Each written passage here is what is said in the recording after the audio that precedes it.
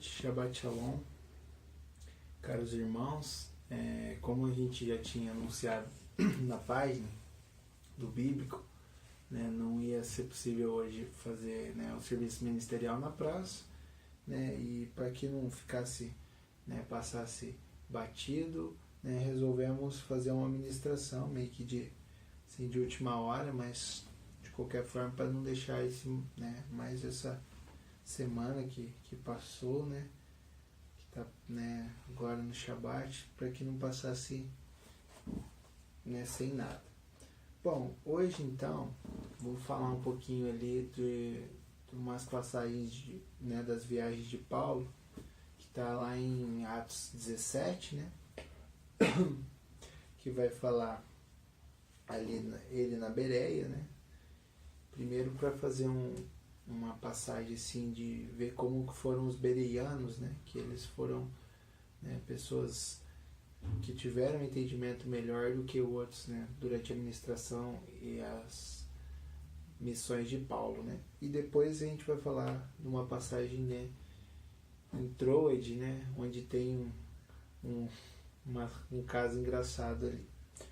Bom, então, né, Bereia Atos 17 e Troade Atos 20. Bom, só para que vocês se situem no mapa aqui, olha só. Aqui, no capítulo 17 de Atos, né, Paulo vai estar aqui na Bereia. É bem perto de Tessalônica, que está aqui em cima, né, na Macedônia. Então, aqui é onde eu circulei de azul, né. E aqui, depois em Atos 20, ele vai para Troade, tá? Que é onde eu circulei aqui em azul também, que é bem na ponta, né, na ponta ocidental da Turquia hoje, né, que é onde seria Troia, né, na mitologia e tal. Ilíada é nessa cidade aqui. Então, Atos 17 aqui, Atos 20 em Troade aqui, e aqui é Bereia. Bom, dito isso e mostrado, quero que vocês abram lá em Atos 15 e 21. Atos 15 sempre é bem lembrado pelo primeiro concílio de Jerusalém, que é onde havia aquela questão da circuncisão, se era, né, necessário que os gentios circuncidassem, né, logo que aderissem à fé, né, a fé que Jesus era o Cristo, né, que ele era o Messias. Bom, mas como a gente já ministrou várias vezes sobre, né, essas passagens, né, em Atos 15, né, e falando da circuncisão e do batismo, enfim, eu só quero que vocês atentem-se para um último verso, que é o último verso de Tiago, que é um verso que passa batido, né, nas ministrações. O pessoal geralmente vai até o verso 20 e depois para, né, para que não seja lido o verso 21. E aí, como nós, né, temos essa responsabilidade de sermos bíblicos, né, cristãos bíblicos, né, nós não paramos por ali. Então, no verso 21, depois daquelas, né, 4, né, mandamentos que já estavam na lei, os mandamentos para que o gentil começasse, né, a observar a Bíblia, né, que eram onde eles tinham mais dificuldade, né. Ele diz no 20, mas escrever-lhes que se abstenham das contaminações dos ídolos, da prostituição, do que é sufocado, né. Então, assim, essas recomendações, né, elas já se encontravam na lei, então, e até por isso que lá no versículo 21 vai dizer, porque Moisés, desde os tempos antigos, tem em cada cidade quem o pregue, e a cada sábado é lido nas sinagogas. Por quê? Ali, né, o gar, né, o ger ali, é, do grego, um sentido de continuação, né, né, argumento que continua um outro argumento, ou seja, um argumento B que dá sequência a um argumento A. Por quê? Então ele diz assim, é como se fosse, pois, porque dessa forma Moisés tem, desde os tempos antigos, quem o prega a cada sábado, né, em todas as cidades. Ou seja, né, a lei, né, a base da lei, né, os 5 primeiros livros de Moisés, eles já há muito tempo eram pregados em todas as cidades, tanto para os judeus como para os gentios que se chegavam à fé, né, no Deus de Israel. Então, isso quer dizer o quê? Que esses primeiros mandamentos que foram recomendados aos gentios eram mandamentos assim, que eles aceitassem o Cristo, mas não se preocupassem com a lei toda. Porque, como eles vinham da fé pagã, eles tinham que primeiro sair de perto dos ídolos, da prostituição, né, que muitas vezes era prostituição cultural, né, eram templos de orgias e tal, para, né, exaltar Baco, enfim. Né? E aí, como eles tinham esses problemas, né, sacrificavam os animais de uma forma não bíblica, comiam com sangue, enfim, foi prescrito aos gentios, né, que eram pagãos, né, que não eram gentios igual hoje, só apenas não judeus, né, mas que muitos creem, como nós cremos que Jesus é o Messias, né, e no Deus de Israel, mas eram gentios no sentido de pagãos, né, vinham da fé pagã, da fé politeísta. Enfim, então esse verso ele mostra o que muitos querem esconder de Atos 15, que a cada dia que passasse, a cada sábado, né, ele seria lido, né? A Bíblia, né? A lei seria lida, não só a lei, como os profetas seriam lidos, lembrando que não tinha o Novo Testamento, né? O dito Novo Testamento nessa época, né? Porque estava sendo escrito ainda. Então ele seria lido, né? E os gentios cresceriam na fé, começariam a observar mais e ter mais entendimento da palavra. Dito isto, vocês vão entender por que eu falei isso. Vamos lá para o capítulo 17, lá de Atos ainda. Começando no versículo 1. Prestem atenção para vocês verem a narrativa aqui das viagens de Paulo. Tá? Vamos ler do 1 ao 14. Diz assim: E passando por Anfípolis e Apolônia, chegaram a Tessalônica, onde havia uma sinagoga de judeus, né? Paulo e outros que estavam junto com ele. E Paulo, como tinha por costume, foi ter com eles e por 3 sábados disputou com eles sobre as Escrituras.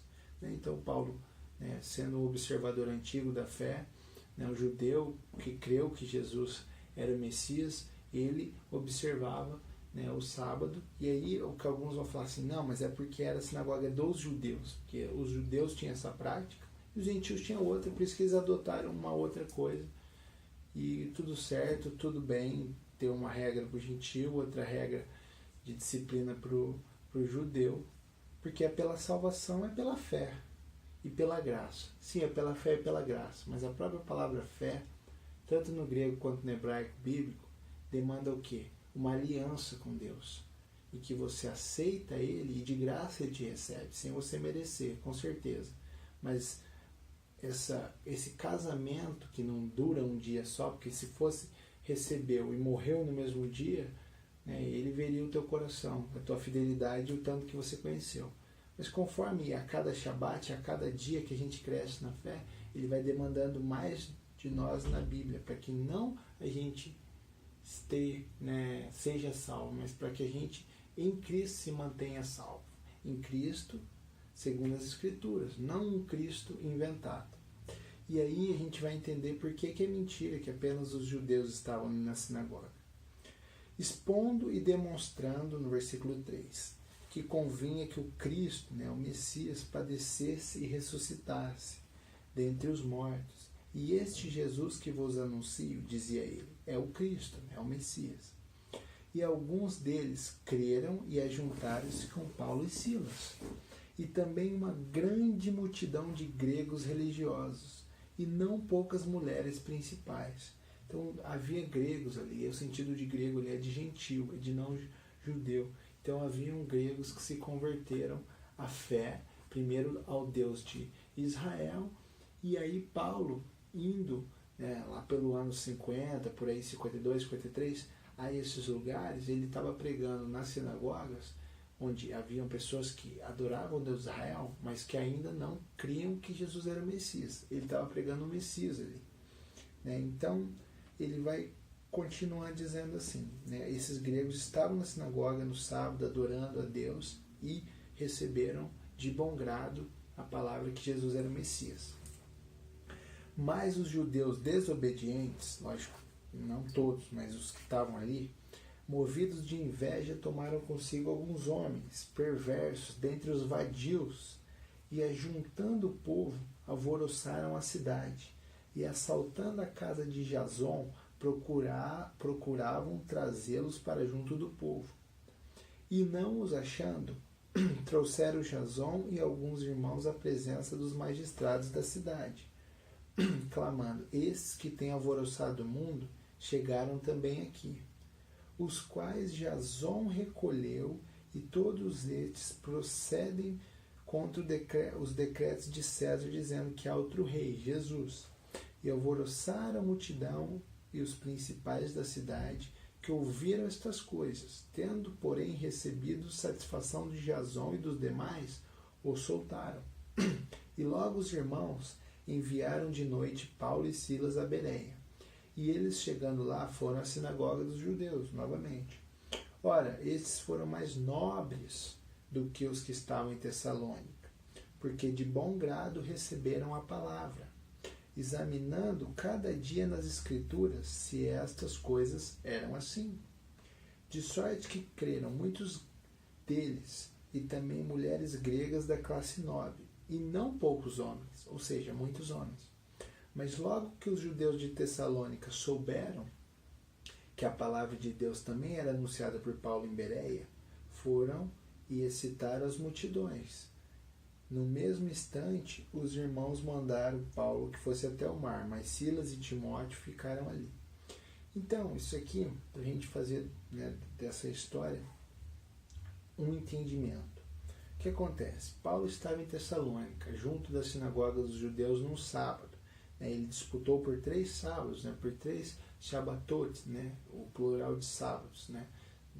O sábado, a partir, né, como a gente já explicou, da sexta-feira, né, ao pôr do sol, até o dito sábado mesmo ao pôr do sol, que é onde entra o primeiro dia da semana. E aí, que é, né, convencionado no Ocidente, né, e no Brasil mais especificamente como domingo. Bom, nesse espaço de 3 semanas, ele estando em Tessalônica, ele nas sinagogas falava tanto a judeus que criam que o Deus de Israel é o Deus, né, de Abraão, de Isaac e de Jacó, e é o Deus único e é o Deus verdadeiro, também como a gregos, né, ou seja, não gentios, que receberam também que Deus é o Deus de Israel, é o verdadeiro, é o único, é o Deus de Abraão, Isaac e Jacó, e só ele pode salvar. Mas Paulo, ele tinha uma pregação que não ia em confronto a isso, mas e sim acrescentava que o Cristo, aquele, né, o Messias que já estava anunciado tanto na lei como nos profetas, como nos escritos, era Jesus. E vários gregos, né, assim como a palavra vai dizer, né, por Atos 18, em outros versos, que muitos judeus também creram, os próprios que aqui pregavam como Paulo eram judeus, enfim, que Jesus era o Messias. Então, quando os judeus que não creram de dentro da sinagoga, que Jesus era o Messias, viram que muitos gregos e outros, né, judeus estavam convencidos que Jesus era o Messias, eles começaram a perseguir o grupo de Paulo, né? E aí eles atentavam, não tendo a autoridade de matar diretamente, a não ser na surdina, mas a autoridade legal que a lei previa, os romanos não delegaram a eles, porque eles tinham as regras romanas, né? A jurisdição e o direito romano. Então, o que eles acusaram diante das autoridades, dos magistrados da cidade? Que eles iam contra os decretos de César. Por quê? Jesus, segundo eles, era anunciado um rei, e Jesus é rei. Mas ele mesmo diz que ele não é rei desse mundo. Ele é rei do mundo por vir, né? Ele não é desse mundo. O príncipe desse mundo a gente sabe que é Satanás, é o inimigo. Então, eles tentaram, né, dissuadir as autoridades, né, os magistrados, os juízes romanos, né, naquela cidade de Tessalônica, em que eles estavam cometendo, né, uma quebra da lei romana, não uma quebra da lei bíblica. Enfim, o que se deu é que, numa noite, né, os irmãos, né, tiraram numa noite, por ser mais fácil, né, por ser mais secreto e difícil de ser encontrado, Paulo foi transladado até a Bereia, que é ali onde eu mostrei para vocês, bem perto, né, de Tessalônica, né? Ele estava aqui, ó, ele foi para cá. E aí, ele estando na Bereia, vai dizer que os bereianos, eles foram muito mais prudentes do que os de Tessalônica, porque ali diz: porque de bom grado receberam a palavra, examinando cada dia nas Escrituras se estas coisas eram assim, né? Se era da forma que eles falavam. Examinando quais Escrituras? Só havia o dito Antigo Testamento, não havia, Lucas escrevendo aqui, não havia o Novo Testamento compilado e distribuído amplamente, porque eles estavam, nem sequer haviam os evangelhos. Paulo havia escrito algumas cartas não havia escrito ainda, e não existia um cânon definido que foi se definir, né, ali com a igreja de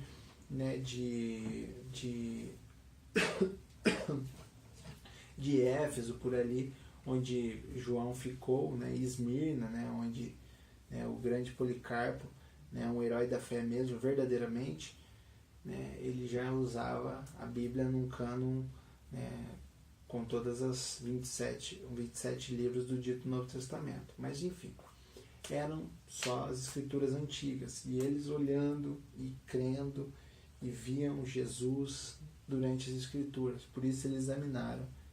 E esse é um exemplo a seguir, que a gente examine não apenas o dito Antigo Testamento, mas o Novo, crendo que são válidos, sim, e são só um livro e apenas válido para instrução. Até porque quando em 2 Timóteo Paulo vai falar que as Escrituras, elas são para a correção do homem, né? Muitos não entendem, muitas das vezes, né? Por que para a correção do homem? Porque as Escrituras, elas nos admoestam, ou seja, elas nos dão o sentido mesmo verdadeiro das coisas, né? E aí, quando mesmo, né, nesse contexto de 2 Timóteo, Paulo estava falando de quais Escrituras? Apenas as Escrituras que haviam, que eram o dito Antigo Testamento, mas estava em conformidade com o que eles estavam escrevendo, né?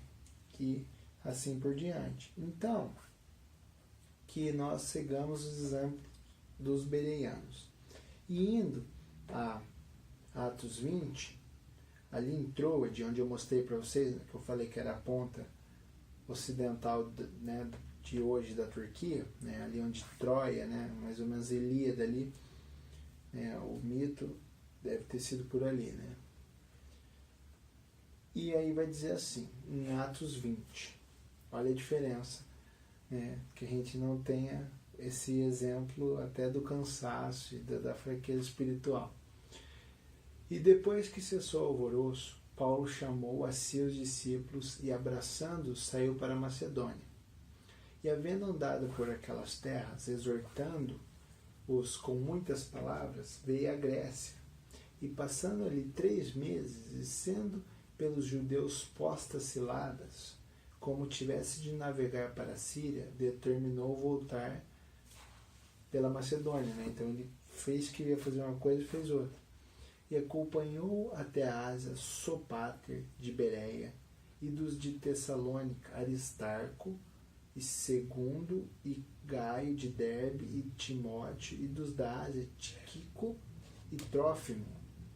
E estes, indo adiante, nos esperavam em Troade. Então vocês veem que por onde ele ia passando, ele ia juntando pessoas que iam crendo na fé, ia querendo estar com ele, fazer, né, as missões, né, e andar com ele, para que o Evangelho fosse, né, o Evangelho verdadeiro, né, segundo todas as Escrituras, como só tinha as antigas, mas as antigas eles entenderam e assim eles propagavam e viviam, né? Essa é a diferença.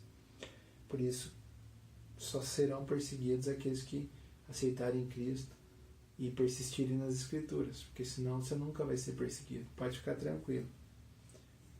Nem tanto, né? tranquilo no sentido desse mundo, mas no dia do julgamento não vai ser bom.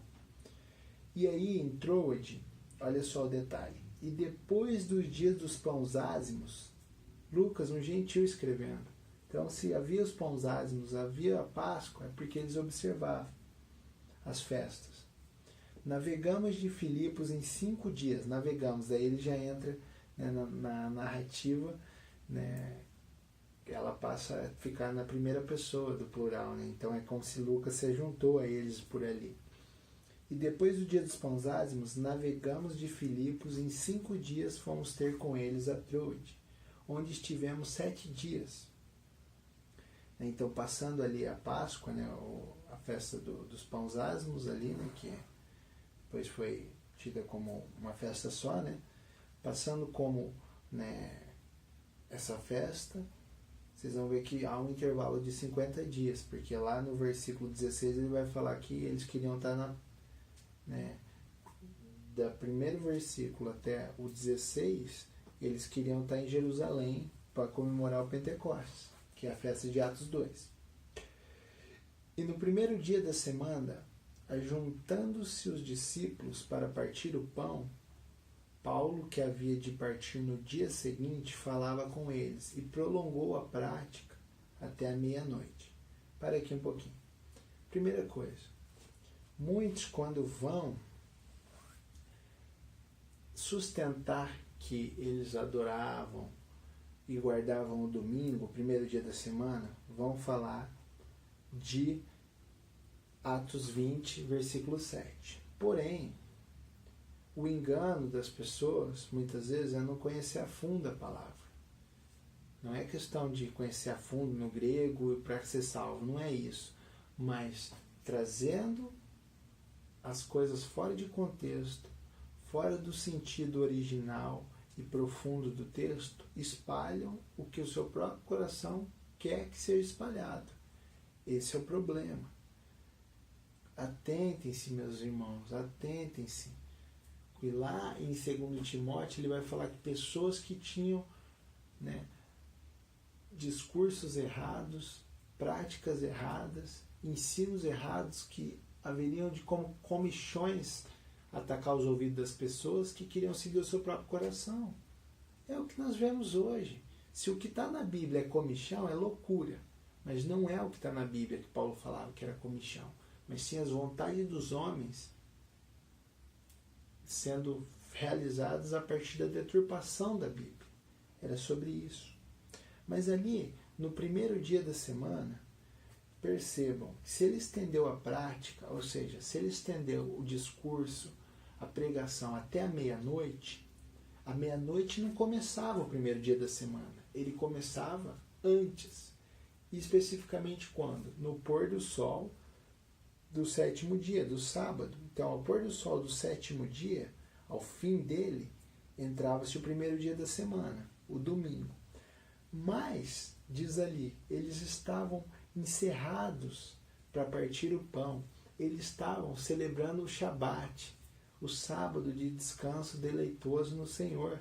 Todos eles, judeus e gentios, ali, juntos, adorando o Cristo. E aí, passando o pôr do sol, eles foram fazer as práticas mais comuns. E aí eles tiveram a comunhão do partir do pão, que não há dia, todo dia é dia de comunhão. Mas como eles estavam ali adorando no sábado, no Shabat, né, no 7º dia, ao primeiro dia eles continuaram. Tanto é verdade que quando a gente vai para o original no grego, ali onde diz no primeiro dia, vai dizer assim, timia ton sabaton, ou seja, no dia depois do sábado, é muito claro que era o domingo, porque eles já estavam ali no Shabat, né, no sábado, adorando a Cristo. E aí Paulo alongou a prática, alongou o discurso. Então vamos pôr aí como um exemplo, mais ou menos, que às 6 da tarde escureceu, né? Foi-se o sol, entrou o domingo, e Paulo alongou a prática até a meia-noite. 6 horas de discurso. E isso é engraçado, porque é a dureza do negócio, mas a galera queria mais e mais e mais de Deus. e alongou a prática até a meia-noite. E havia muitas luzes no cenáculo onde estavam juntos. Estando um certo jovem por nome Eutico, assentado numa janela, caiu do terceiro andar, tomado de um sono profundo que lhe sobreveio durante o extenso discurso de Paulo, e foi levantado morto. Paulo, porém, descendo, inclinou-se sobre ele e, abraçando, disse: não vos perturbeis, que a sua alma nele está. Né? Que o seu fôlego de vida, como a gente já explicou, estava nele. Né? É o pneuma, né? O vento, o ar. E subindo e partindo o pão e comendo, ainda lhes falou largamente até a alvorada, e assim partiu. E levaram vivo o jovem, e ficaram não pouco consolados, ou seja, muito consolados. Nós, porém, subindo ao navio, navegamos até Assos, onde deveríamos receber a Paulo, porque assim o ordenara.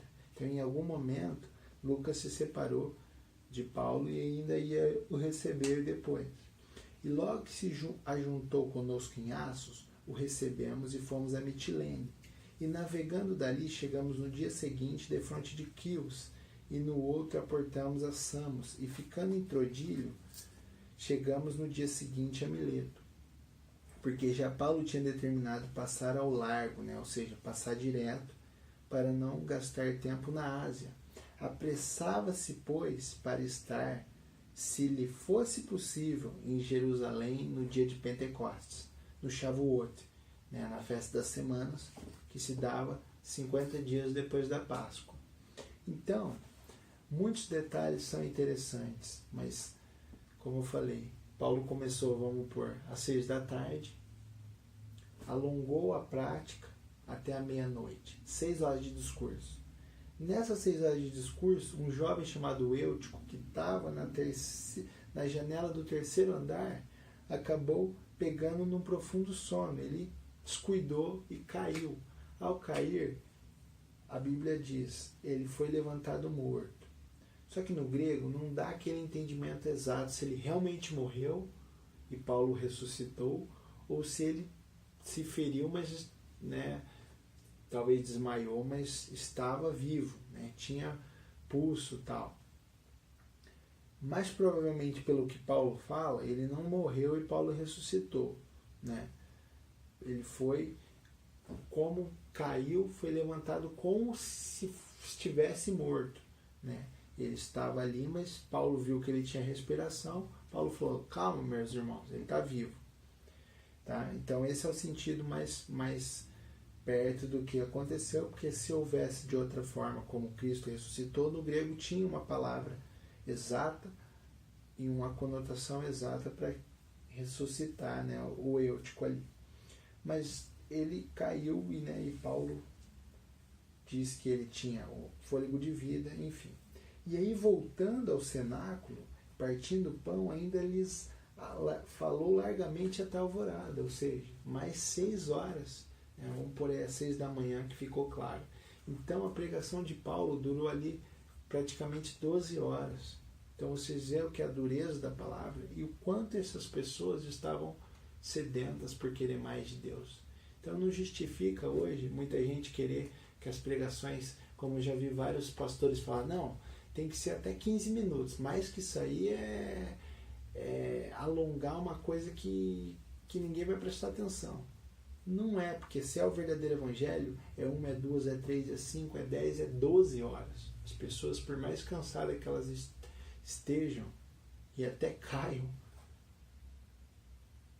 elas vão voltar para o cenáculo, se assim for da vontade de Deus, e vão continuar ouvindo a palavra. Ou seja, não há limite para as coisas de Deus. O tempo em Cristo é eterno. Nós passamos a ser eternos, no sentido em que, ainda que morramos, no último dia vamos ressuscitar.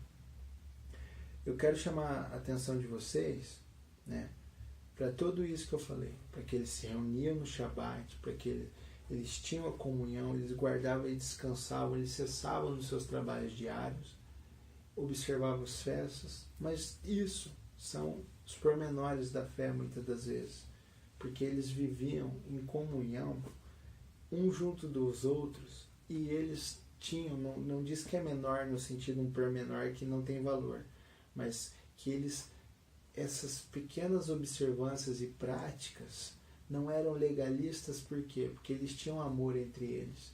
Quando Paulo fala em 1 Coríntios 13 do amor, era essa comunhão que você vê que ele passava pelas cidades e as pessoas, aceitando o verdadeiro evangelho, aceitando que Jesus era o Messias, se davam a ir com ele adiante. Isso é muito louco, isso é muito lindo.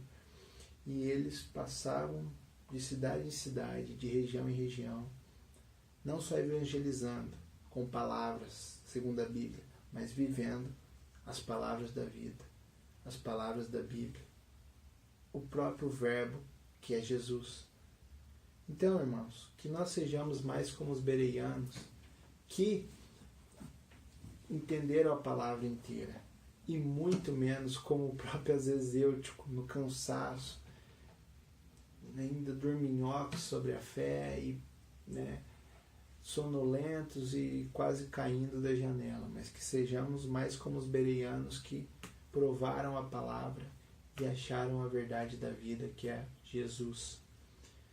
Que vocês recebam, em nome de Jesus Cristo, as bênçãos dos céus que Ele tem para vocês, que vocês continuem na fé, amando-se entre irmãos e até os inimigos em comunhão, que podem ter certeza, segundo a fé que nós nutrimos, segundo a palavra, que temos largamente professado e vivido pelo Ministério do Biblical Bermas, segundo as Escrituras, que Jesus com certeza vai voltar em breve, que nós nos preparemos e nos montamos na fé, firmes nele, segundo as palavras de Deus. É o que eu peço, eu oro sempre, em nome de Jesus. Amém.